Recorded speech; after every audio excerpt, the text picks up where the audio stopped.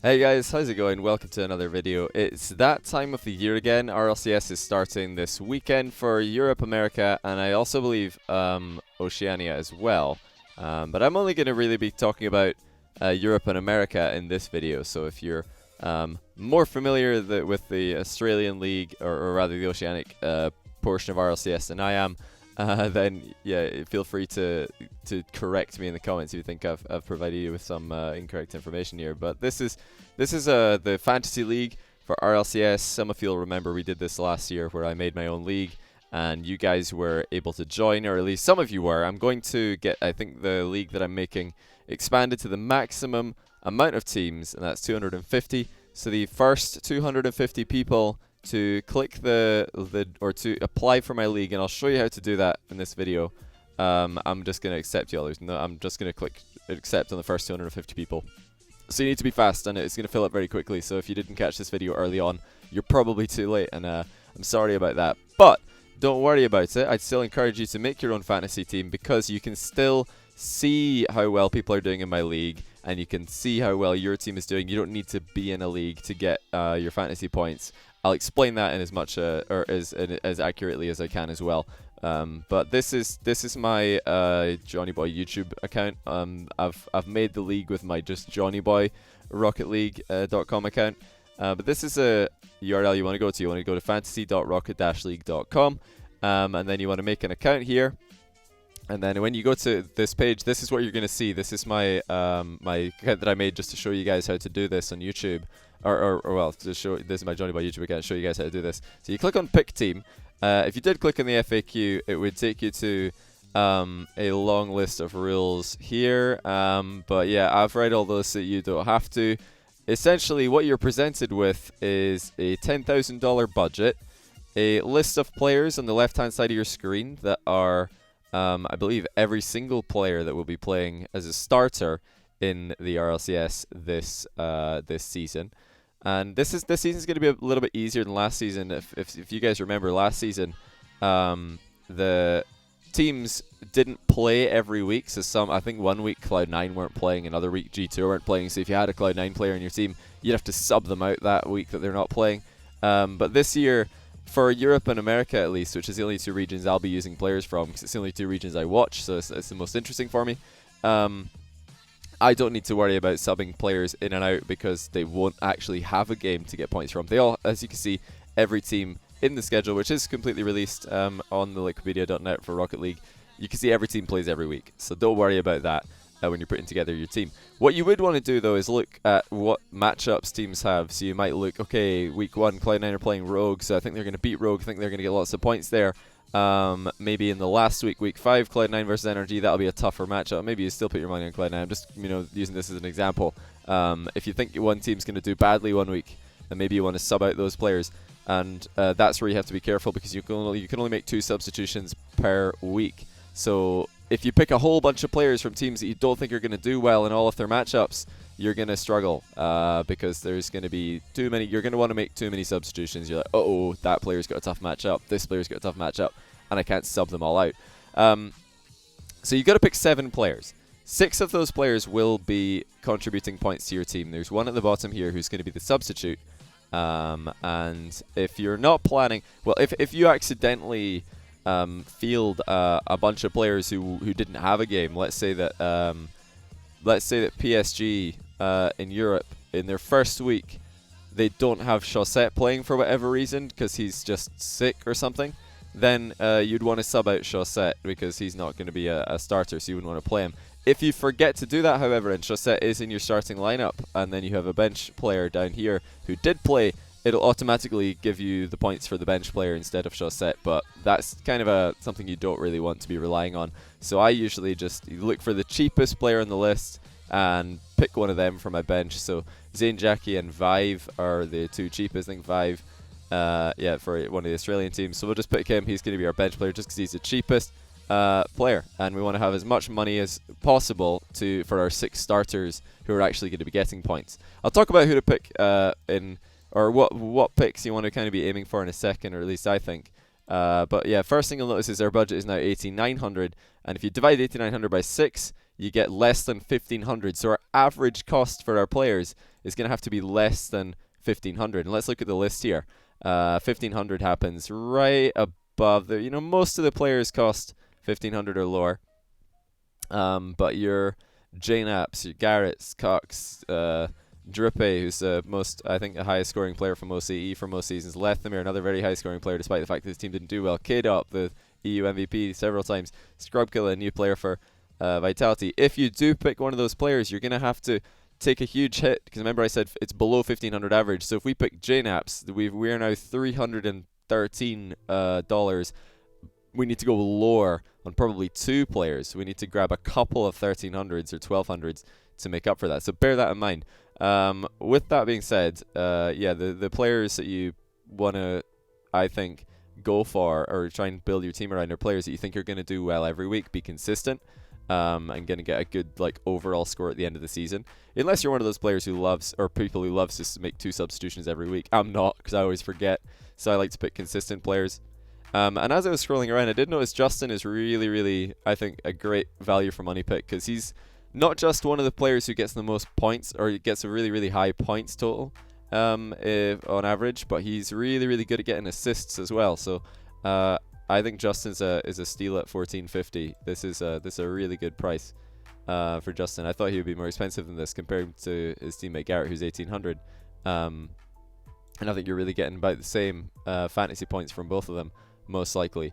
I was disappointed that Maestro was so expensive, because I did think Maestro would be a good pick this year. Fnatic, he did so well last year in Fantasy, even though Fnatic didn't do well, and I think Fnatic are going to do better this year, so therefore Maestro is likely to do better. So then we've noticed another little brace here. Squishy and Gimmick are both 1525. I said you want to keep your average just below 1500. Well, they're both just above. Oh, I've grabbed a Tiger instead. It moved. Okay, so they're pretty good, I think, steal as well for what they're going to do. They've been beating NRG recently, so this might be the #1 team in North America this season, Cloud9, and they just won the Universal Open, so they've got to be confident at an all-time high. That's a pretty good idea, I think. And the other 2 that I grabbed for my main team on my main account were Fruity, who's the new player for PSG, replacing Bluey. PSG just won a tournament in EU, which featured the WeDem girls roster, which is former Envy. And also in that tournament, who else in that tournament? I'm trying to remember.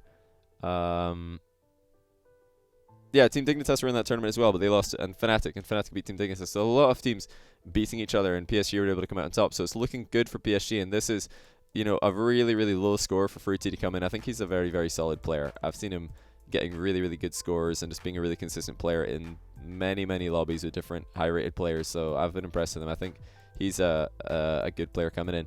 And then I also grabbed Chicago, the new player for EG. He was the highest points per game average in the Rival Series last season, and very, very high goals per game as well. So I think they're 2 players that are coming in new, Fruity and Chicago. They're likely to do quite well. And I think PSG and EG are probably going to finish top half of the table in EU and NA respectively. And then lastly, I looked up, I was like 1575. Okay, iIgnite 1575. There we go, easy peasy. Could have gone for Yukio or Torsos, but I think iIgnite is probably the most consistent between himself and Yukio. He definitely gets more fantasy points on average than Yukio. So this is the team that I went for. You don't have to do that at all. The players who are high up in cost, JNaps, Garrett, Cox, Drippe, Lethamyr, Kato. I think every single one of these players, not sure about Delusion, I don't know how well he's supposed to be doing this season. Maestro, definitely. Yukio, not 100%. He sometimes doesn't do so well in points per game, but recently he's been looking really hot. Greasy, I'm not sure. He just, got to the final of the Universal Open 2's tournament, but Complexity are in a bit of a rough patch, so I would hesitate to pick Complexity players right now. Violent Panda is a good pick because he gets a lot of assists per game. Fairy Peak, of course, if you're betting on Vitality this season, that's a pretty good price for him as well. But yeah, like I said, if you're going to grab any of these players, they're going to get you points, but you're going to have to look down here and think, okay, who can I get for 1,200 a couple of times? I can't believe my sub alert's just gone off. I'm not even streaming. I'm not even streaming, and my sub alert's just gone off. I don't know. I'm not even on a scene with my alerts on. I don't know how that happens. Silly OBS. But yeah, just to continue, other players scrolling up from the bottom who I think are going to get pretty good points per game. Rizzo, possibly. Depends how good G2 do, but this is a really, really low cost for Rizzo. If you're a Rizzo fan, then definitely this is the one to look into. I'm not sure. Seabass, they did well in RLRS last season, but RLCS is obviously a completely different thing. Jorlin, of course, same thing. Coming up from RLRS, not sure what to think about them. Remco, that is one that if you're looking for a cheap player who should be doing better this season and getting decent points, Remco could be one of them. It was between Remco and Fruity for me for the 1300. I went for Fruity just because he's a new player and I wanted to see if I could gamble and come out on top there. Kernovi actually, 1325, pretty decent price for him. Fireburner, he's a really good player, but he doesn't do that well in fantasy points. So sort of same thing with Kernovi and Rizzo. It's more if you're a Fireburner fan, then you want to go for him because he's not that expensive. Let's see if there are any other players that I think might do well. I think Chaussette might be a dark horse for this price as well. This is one of the other players I was looking at. You've got to just take into account how many points do you think you're going to get for your money. And this is right bang in the middle, 1425. You're sort of in the mid-price area. So for me, it was like Chaussette versus a Justin type of pick, and I went for Justin. But yeah, Chaussette could do very well if PSG do well. Turbo, Dignitas have been winning everything. Turbo's not always getting massive fantasy points compared to how well his team does, but yeah, again, a pick you could go for if you're looking for a middle of the range sort of pick and you've already maybe got Justin in your team. You don't want to pick up Chaussette. That's a good option. Magnus, good for fantasy points, but complexity are struggling, so I'd hesitate to pick him. Metsanoris, actually not as good as his former teammate Magnus for fantasy points in general, but We Dem Girls are looking really strong right now, so Metsa could be a really good pick actually. He's $100 less than or cheaper than Ignite, and he's still, I think, this is probably gonna be one of his best seasons, so that's a good idea. Jacob as well. I think Jacob could do very well. Mummy Snow did pretty well in RLRS last season, but we're getting above that average. These are both above average cost for how much your budget is going to be, so bear that in mind when you're picking these players. They might generate more points in a season than Fruity, but Fruity's so much cheaper that he allows you to grab Squishy, Gimmick, and Ignite, and a couple of, I've grabbed 4 players that are above 1500, and that's all because Fruity's so below the average. So think about doing that. Just grab one player who's really cheap that you think is going to do well, just so you can splash out on others. But I think that's all my comments on most of the players that I think will be relevant here, or that I think would be good players to go for and build your team around. All depends on, who you like, what teams you like, and looking at I've got Energy, Cloud9, PSG, EG, We Dem Girls. Let's look at their roster. So Cloud9, yep, pretty good week 1 matchup. EG, yep, pretty good week 1 matchup with how well they've been doing recently. Energy, also decent week 1 matchup over in EU. We Dem Girls, this is former Envy, remember. They beat Flipside twice last season, so that's looking pretty good. PSG over Complexity, I would take that probably with how much Complexity they've been struggling this season so far. Fnatic also have a pretty good week 1 matchup. Vitality likewise. Dignitas just lost to Fnatic recently, but it was a close series, so this is a bit of a toss-up. And for your G2, yep, that's one of the best matchups they could have hoped for. FlyQuest, they've got one good one but one bad one. Remember, when your team plays twice in 1 week, or when your players play twice in 1 week, it takes their average fantasy points and it goes across the board with them. And yeah, picking up Jacob this week for Rogue, maybe not a good idea going up against one of the strongest, if not the strongest team in the league this season. So yeah, definitely want to take a look at these. These are Liquipedia.net, Rocket League, RLCS, Season 6 North America and Europe, respectively, pages. So if you just want a quick like summary on how the scoring works, this is my team on my actual account, which I'm in the league on, my Johnny Boy account. You're going to have to pick 2 players as defenders, 2 as midfielders, and 2 as attackers. Attackers will get double points for goals scored. Midfielders will get double points for assists. And defenders will get double the score for saves. And I've got a couple of all-rounders in here. Gimmick and Squishy. Also Chicago are kind of like pretty balanced players. They're kind of good at everything. Justin is a standout assist player. Ignite is definitely a standout goal scorer. And then, I just tried to fill in the blanks here. Chicago did score a lot of goals in RLRS last season. Squishy got a lot of assists. Gimmick actually got more saves than Squishy. They're very, very similar, but I'm just basing it off that. I think Gimmick might, you can swap. I might swap these actually. Put Squishy in as a goalkeeper. Because funnily, like Gimmick got more saves, but I do criticize his his defense a lot. So we're gonna have to think about this one, because the stats say put Gimmick in goal, but I might just go against the stats here after seeing their Universal Open performance. And then we've got Fruity just filling in the blanks. There's your bench player. Doesn't actually generate any points for you, so you don't need to worry about that.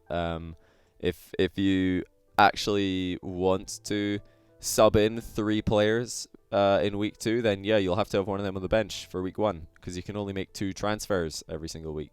So if you were going to make transfers, you would do it. I can make unlimited transfers this week, because we've not started week 1 yet. But after that, it'll be maximum transfers 2, and you would do that by adding a player like this and clicking transfer on the player you want to swap him for. You don't want to rely on transferring too much. I think it's good to just get players that you think are going to do well, because you never know what week somebody's going to pop off, what week they're not. So this is a link to my fantasy league. I'll put that in the description. But yeah, to invite users, this is the URL that you want to click on. Once you've logged in, you need to make your team first of all, and then after you'll be able to click to join my league. I would suggest that you just throw together a random team. If you really want to get into my league and you want to give the best chance, and you've seen this video early, then you just want to throw players into your team so you can make your transfers and fix your team later. Just grab a whole bunch of players and then click the link, and I will accept all of the first 250 people. If you don't get in, I'm really sorry, but that's just the way it is. I don't know if there's anything else that you need to know. I'm going to take a quick scroll through the FAQ. Yeah, I've told you how to play. The actual scoring system, this is how it works. 1 point, you get 1 point, fantasy point per in-game score, which in-game score is going to be lower this season because, of course, there's no more aerial hit points, no more first touch, backward hit, and all these points you used to get. So score is going to be overall lower. You still get the same points. Actually, do you get less points for goals now? I think they did reduce the points in-game for some of these goals, assists, saves, and shot stats. So yeah, score is going to be significantly lower, but yeah, you get 50 fantasy points per goal, doubled for strikers, 25 points per assist, doubled for midfielders, 25 points per save, doubled for goalkeepers, and then everybody gets 15 per shot, just flat. And yeah, I've already told you what happens when players play 2 different games. Why are the points divided by the number good? But yeah, that's obvious. It's just to make it fair. Just taking points per game averages and stuff like that. Yeah, we already talked about this. Transfers, you're allowed 2 per week. Yeah, changing your roster is pretty simple. You just need to click the plus symbol on the player you want. Bear in mind, you still have the same budget every single week, so you can't go over budget. If you want to, yeah, this is another thing you can actually create. You can create as many leagues as you want, I believe. So if you do want to just make a league for your friends and you to play in, then just click on your leagues up here. Wait, am I? Oh, I'm on my Johnny Boy YouTube account. Okay, well, I need to log into my Johnny Boy. These are junk mails, by the way, just in case you're wondering. But yeah, this is my other account. So I've got the League of Beans is the one that you still probably want to join, but you can create a new league if you want to make one for you and your friends, and you can make it private. You can make it open and anybody can join, or you can make it private, and then you can only have people applying to join who click on the invite link. And yeah, the FAQ will tell you how to invite and accept people. So player salaries, yeah, they were determined based on last season's stats, basically. So if you're wondering why some players are really expensive, you're like, why is JNAP so expensive? Well, he's, I think Squishy's better than JNAP's. Why is Squishy so cheap? Then don't freak out. It's just to do with who got the most points per game last season. I think JNAP's and Garrett and KDOP actually had the highest points per game in EU and NA. Well, yeah, I think JNAP's and KDOP had the highest points per game average, so therefore they probably had the highest fantasy score, but it depends on what position you put them in, because obviously if somebody's scoring more goals, you want to put them in an attacker position to get more points. If they're getting loads and loads of saves, you put them as a defender, assists, midfielder. So that's basically it. That's my team for week 1. I'm pretty sure I don't think I'm going to change this. You do have right up until the day before, I think, it's right up until the first game happens. As soon as game 1 happens for any weekend, that's it. Your players are locked in. Positions are locked in, and you can you're just stuck with that game. You're stuck with that team for weekend 1, but yeah, you can change it for weekend number 2. Any questions? Be sure to leave them in the comments. I've tried to make this as as quick as possible. Hopefully my head didn't get in the way here too much. I'll have to go back and watch that. But yeah, thanks for watching, guys. Good luck in fantasy, especially to all of you who do get into my league. And if you don't get into my league, don't worry. You can still follow along You can still find the League of Beans, I'm sure, and see who's doing well. Or maybe you can, but either way, I'll be sure to check out. You could definitely check how well you're doing in the overall leaderboard. That's something that does come up. If you go to your team, you can see your overall rank and your total points and stuff like that. So you can see how well you're doing versus everybody. You can even click on the leaderboard and see who's top of the entire world leaderboard. It wasn't me last season. It was actually people who picked a lot of Australian players, which I think one thing I would like about in the future for Fantasy RLCS is if they did pick or if they did make an EU one and an NA one and an OCE one, so that we could basically make more fantasy teams and having regional disparities where one region's just getting way more points than another region won't make fans of a particular league do badly, because they would be only playing against players who have picked from the same league as they have. So that's something that I really hope happens in the future. We'll just have to wait and see. But yeah, for now that's going to be it. Hopefully that was useful or interesting to some of you guys. I definitely recommend that you check this out. It's a really, really cool site. And yeah, no sellout, by the way. I just like the site. I think it's cool. I'm gonna be seeing how well I can do fantasy this season. Didn't do very well last season, but who knows? Maybe we'll do better this time. Hopefully we'll do better. And yeah, if I do, then you'll probably hear more about it towards the end of the season. If I don't, then this will probably be the only the only video I make, 'cause I'll just be like so depressed at how badly I've done. Anyway, guys, take care. Appreciate you stopping by. I'll see you in the next one.